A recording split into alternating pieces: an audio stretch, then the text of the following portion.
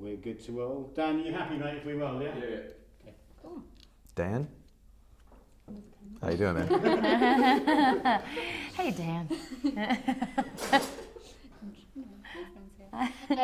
Well, I guess congratulations. It's all been a bit crazy. You've got 2 Grammys under your belt. You're kind of embarking on your European tour. So how are you guys feeling? And is it overwhelming that, you know, you're having this much success, I guess?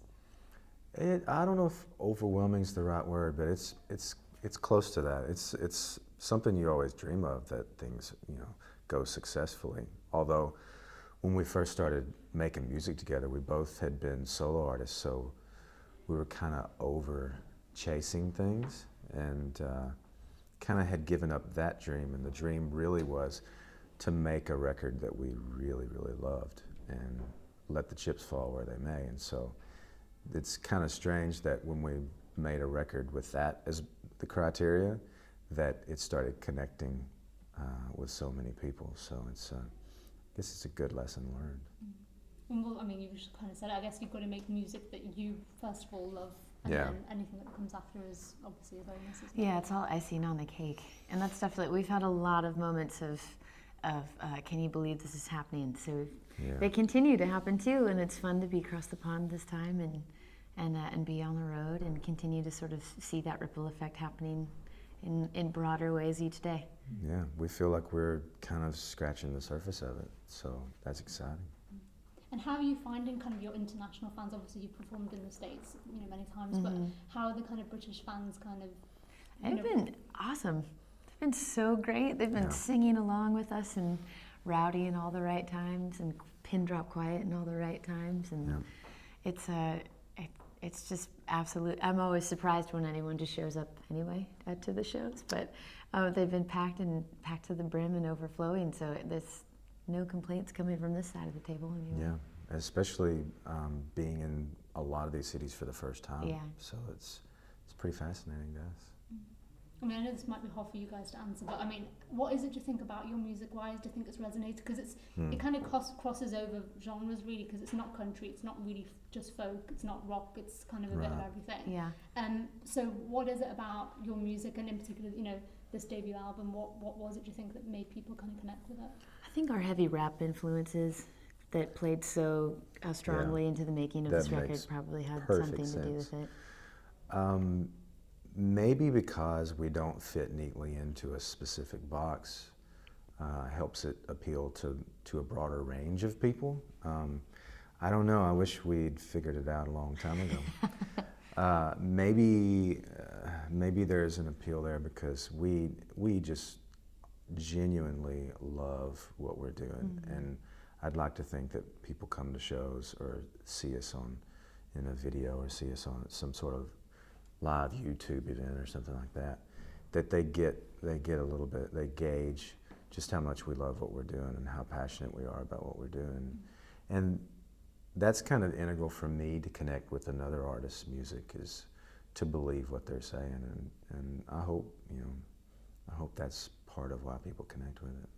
Well, I mean, you're both great storytellers, and your strong writing obviously is what Thank pushes you. the music. So Thanks. in terms of when you are kind of writing, where do you draw your inspirations from? Is that things that you experience or things that you hear about? I mean, where do you kind of... I mean, inspiration is something that we find everywhere. So, I mean, it may be anything from a movie that I've seen or he's seen, or a book that he's read or I've read, or a documentary that we were just talking about, or things that are going on in our own lives, or even the lives of people that we know. It's all fodder for the songwriting process, and we like to write just vaguely enough to where you're not quite sure what's autobiographical and what might not be, and we don't normally delineate which one is which to whom. So it's a fun thing to be able to write in a way that still feels very authentic to both of us, but at the same time can be kind of an inclusive listen versus an exclusive, like this is just about the two of us. I think we like to write in a broader range than as if it were just John Paul's and my own solo perspectives. So the process of writing together is actually a really fun one that lets us play on lots of different kinds of topics. I love how the fact that you two met because of songwriting. I guess you kind of went to almost like summer camp, but like songwriting camp, and you kind of became buddies. I mean, tell me a bit about that, because you're from two different parts of the country, kind of, Right. you know, you maybe might not have really met on the music circuit unless you've done that. So tell me about that whole meeting. It was completely random that she and I would run into each other the way that we did, and in this little songwriting workshop, as it were, there was 20 to 25 of us there, and basically drew straws and ended up in the room together, and I knew nothing about her, and vice versa. And her being from Northern California and me from North Alabama, we probably should have repelled each other because we were so unalike in a lot of ways, and we had a conversation that very first morning of kind of that we had solo careers and we were kind of over it. So it was a really strange thing. I guess it tells just how powerful the click was when we first started singing together, that it was one of those things we couldn't walk away from. So, and here we are. Well, that's the thing. I mean, it went from that random meeting to, you know, getting 2 Grammy Awards and performing at the Grammys. I mean, it makes no sense. No one's more surprised than we are about the way that the trajectory has gone thus far. But again, I mean, like John Paul said earlier, we didn't set out to ever be in a duo, either of us. I think that was probably the last thing on both of our minds. So the fact of, you know, sort of chasing the muse, as it were, together, you know, as what feels like brother and sister to us, you know, and chasing down that family blend together and creating together and playing shows every night. It's just, it's the best job in the world. And obviously your friendship has to be important in that for it to kind of work out. But in terms of when you first kind of met each other, I mean, you're from the West Coast, you're a Southern boy. Was there a bit of a kind of culture clash at all? And how did you cope kind of going to Nashville and being kind of out of that kind of California scene? Was that a weird experience for you? Yeah, I mean, definitely growing up in Northern California it's very far from Nashville, Tennessee. So there was a bit of culture shock when I first moved there. But I mean, I've been in Nashville going on almost 13 years now. So there's a bit of, I think it's seeped in somehow. So the process of meeting someone from the South, you know, I was rubbing shoulders with, you know, people in the area, locals all the time. So it wasn't a really uncommon thing. But what was really uncommon was, you know, the musical background that he had was so different from mine.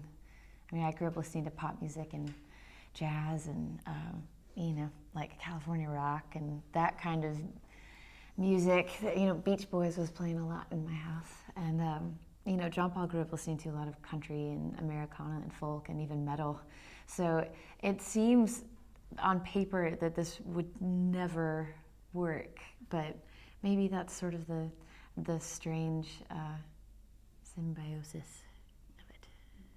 And what is it about Nashville? Because it seems, I mean, I've never been, I'd love to go. It just seems like a kind of crazy musical town. But what do you both love about being in Nashville, and what is it about Nashville, do you think, that kind of makes people want to make music? I think you know, a lot of people don't realize just what a melting pot Nashville is. You know, it's known for country music, and it as it should be, because it's, you know, the home of that, and it's all pretty much based there. But there's quite a vibrant rock and pop scene, and Americana, singer-songwriter, all of that stuff. But basically, it's, you know, most of the best musicians in the world, the best writers in the world, some of the best studios in the world, and engineers. And so it's a breeding ground for great music.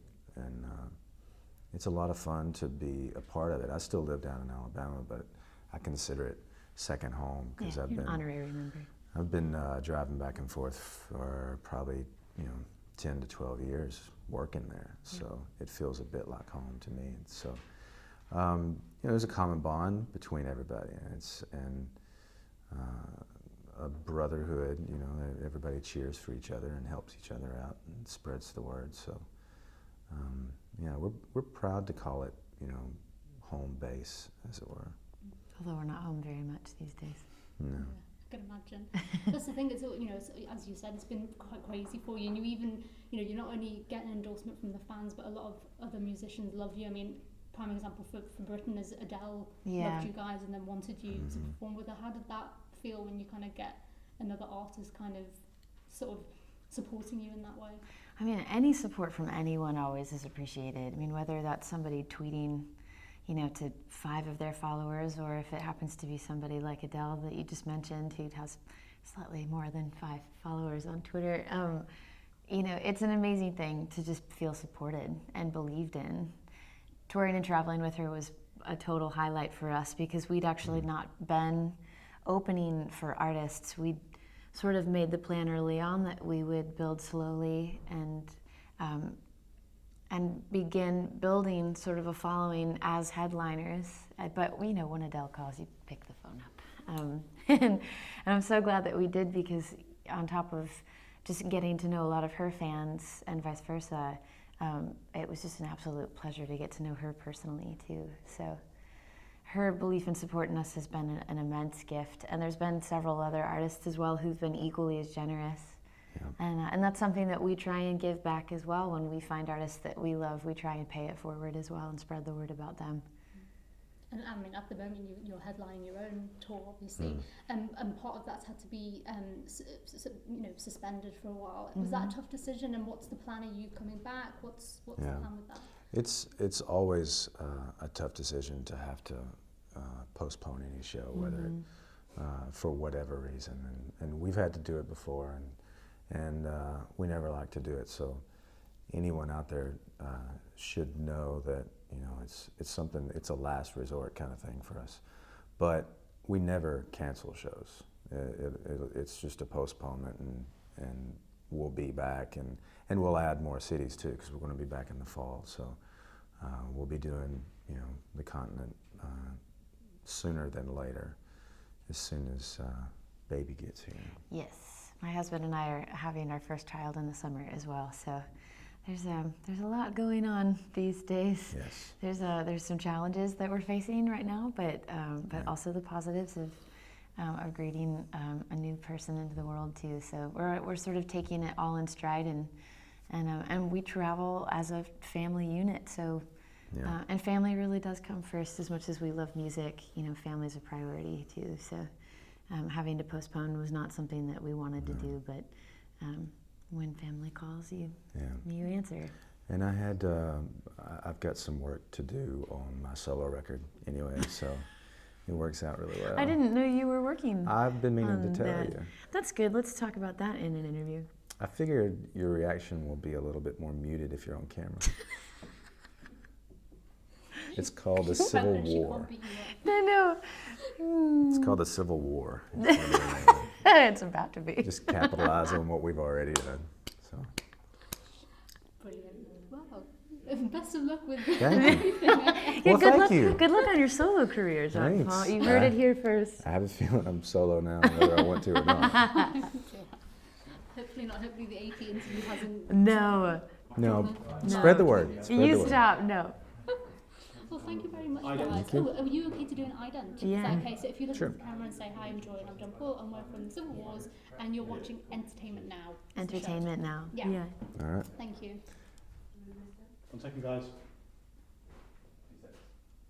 Hey, I'm John Paul. And I'm Joy, and we are the Civil Wars. And you're watching Entertainment Now.